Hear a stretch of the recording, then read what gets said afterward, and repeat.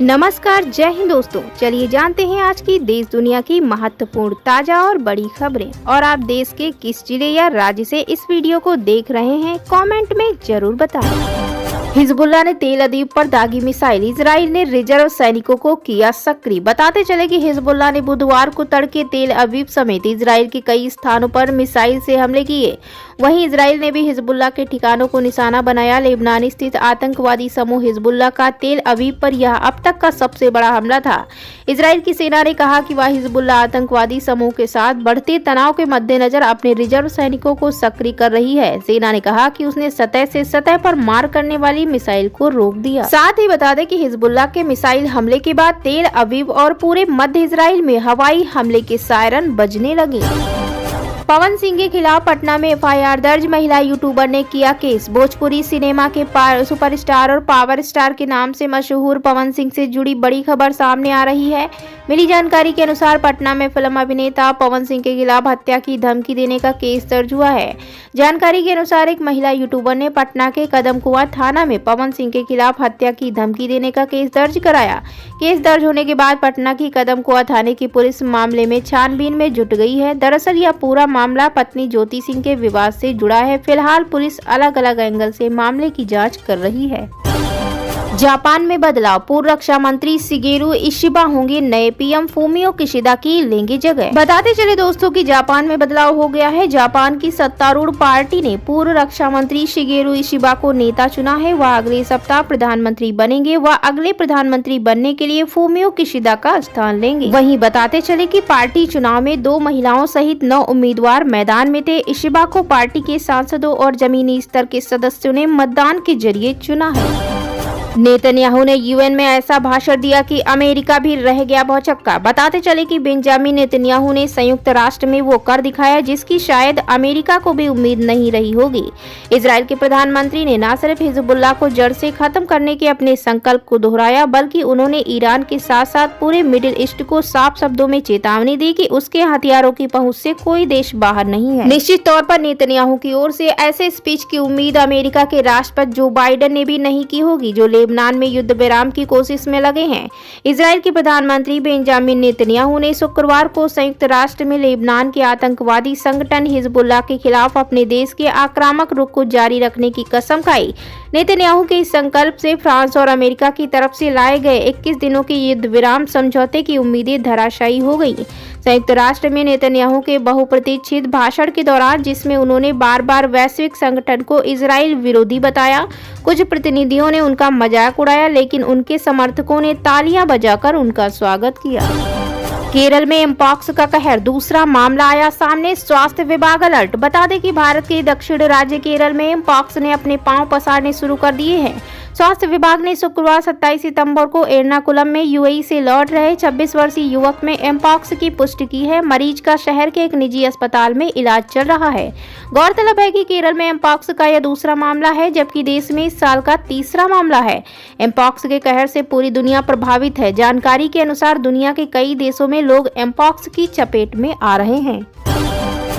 योगी सरकार ने धान का न्यूनतम समर्थन मूल्य किया घोषित, इतने रुपए में होगी खरीद। हाँ, बता दें योगी सरकार ने कैबिनेट मंजूरी के बाद धान का न्यूनतम समर्थन मूल्य घोषित कर दिया है। धान कान 2300 और धान ग्रेड ए 2320 रुपए प्रति कुंटल की दर से खरीदा जाएगा। प्रमुख सचिव खाद्य एवं रसद आलोक कुमार ने बुधवार को शासनादेश जारी करते हुए जिलों को भेज दिया है। बताते चले कि पश्चिमी यूपी संभाग में मेरठ, सहारनपुर, मुरादाबाद, बरेली, आगरा, अलीगढ़, झांसी व लखनऊ संभाग में आने वाले हरदोई, लखीमपुर खीरी व सीतापुर में 1 अक्टूबर से 31 जनवरी 2025 तक खरीद होगी। वहीं पूर्वी यूपी के चित्रकूट, कानपुर, अयोध्या, देवीपाटन, बस्ती, गोरखपुर, आजमगढ़, वाराणसी, मिर्जापुर, प्रयागराज और लखनऊ संभाग में आने वाले लखनऊ, रायबरेली और उन्नाव में 1 नवंबर से 28 फरवरी 2025 तक खरीद की जाएगी। 272 करोड़ का वो प्रोजेक्ट जिसका नितिन गडकरी ने किया शिलान्यास, विरोध में उतरी कंगना रनौत। बता दें कि हिमाचल प्रदेश की मंडी सीट से बीजेपी सांसद कंगना रनौत अब केंद्र सरकार के एक प्रोजेक्ट के विरोध में उतर गई हैं। 6 महीने पहले हिमाचल प्रदेश के कुल्लू में नितिन गडकरी ने खराहल घाटी में बिजली महादेव रोपवे का ऐलान किया था, लेकिन 272 करोड़ के इस प्रोजेक्ट का अब कंगना रनौत ने विरोध शुरू कर दिया है। बताते चले कि बिजली महादेव मंदिर के लिए रोपवे को लेकर खराहल और कशावरी घाटी के लोग लंबे समय से विरोध कर रहे हैं। ग्रामीणों ने कई बार सड़कों पर उतरकर बिजली महादेव रोपवे के विरोध में प्रदर्शन किया। उनका कहना है कि रोपवे बनने से देवता खुश नहीं है, रोपवे बनने से उनके रोजगार बुरी तरह से प्रभावित होंगे। इसके साथ ही पर्यावरण को भी नुकसान पहुंचेगा, क्योंकि रोपवे निर्माण में कई पेड़ों को काटा जाएगा। वहीं कंगना रनौत ने कहा कि मैंने इस प्रोजेक्ट को लेकर नितिन गडकरी से मुलाकात की थी, उन्हें इस मामले की जानकारी दी। अगर हमारे देवता नहीं चाहते हैं तो यहाँ ये प्रोजेक्ट बंद होना चाहिए। मुसलमान नरेंद्र मोदी के लिए अच्छा नहीं, मौलाना मदनी ने किए चौंकाने वाले कई खुलासे। बता दें, जमीयत उलेमाए हिंद के अध्यक्ष मौलाना महमूद मदनी का नाम आज सोशल मीडिया पर तेजी से सुर्खियां बटोर रहा है। दरअसल उन्होंने वरिष्ठ पत्रकार सुशांत सिन्हा के साथ एक पॉडकास्ट शूट किया है, जिसमें कई अहम खुलासे हुए हैं। मौलाना मदनी ने भारतीय संविधान को लेकर अपना मत स्पष्ट करते हुए कहा, हम संविधान को एग्रीमेंट समझते हैं। मौलाना मदनी ने इसके अलावा एनआरसी, मॉब चिलिंग, केंद्र सरकार, वक्फ बोर्ड, नरेंद्र मोदी और कई अन्य महत्वपूर्ण बिंदुओं पर अपना पक्ष रखा है। सुप्रीम कोर्ट ने पूर्व मंत्री वी सेंथिल बालाजी को दी जमानत, मनी लॉन्ड्रिंग केस में हुई थी गिरफ्तारी। बताते चले कि सुप्रीम कोर्ट ने सोमवार को पूर्व तमिलनाडु मंत्री वी सेंथिल बालाजी की जमानत याचिका को मंजूरी दे दी है। यह मामला उनके जून 2023 में मनी लॉन्ड्रिंग के आरोप में गिरफ्तारी से संबंधित है। कोर्ट ने यह निर्णय उन पर लगे आरोपों की सुनवाई में हो रही देरी को देखते हुए लिया है। कोर्ट की बेंच, जिसमें न्यायाधीश अभय एस ओका और अगस्टिन जॉर्ज मासी शामिल थे, उन्होंने कहा, हमने कुछ सख्त शर्तों के साथ जमानत दी है। सुनवाई के दौरान बेंच ने प्रवर्तन निदेशालय यानी ईडी से पूछा कि क्या बालाजी के खिलाफ ट्रायल जल्द शुरू होने की संभावना है। वहीं बता दें कि सुप्रीम कोर्ट द्वारा जमानत देने के फैसले के बाद अब बालाजी को कुछ सख्त शर्तों के साथ स्वतंत्रता मिली है। यह मामला तमिलनाडु की राजनीति में महत्वपूर्ण मोड़ ला सकता है। कश्मीर मुद्दे पर एक साथ आए 57 मुस्लिम देश, भारत के खिलाफ जमकर उगला जहर। बता दें कि 57 इस्लामिक मुल्कों के समूह ऑर्गेनाइजेशन ऑफ इस्लामिक कोऑपरेशन ने एक बार फिर भारत के खिलाफ जहर उगला है। पाकिस्तान के इशारे पर काम कर रहे इस समूह ने एक बार फिर दुनिया के सामने कश्मीर राग अलापा है। एक रिपोर्ट के अनुसार ओआईसी ने कश्मीर पर एक संपर्क समूह का गठन भी किया, जिसमें अब कश्मीरी आवाम के आत्मनिर्णय के अधिकार का राग अलापा है। ओआईसी संपर्क समूह ने यह भी कहा कि वो कश्मीरियों के वैध संघर्ष के लिए अपना समर्थन देता रहेगा।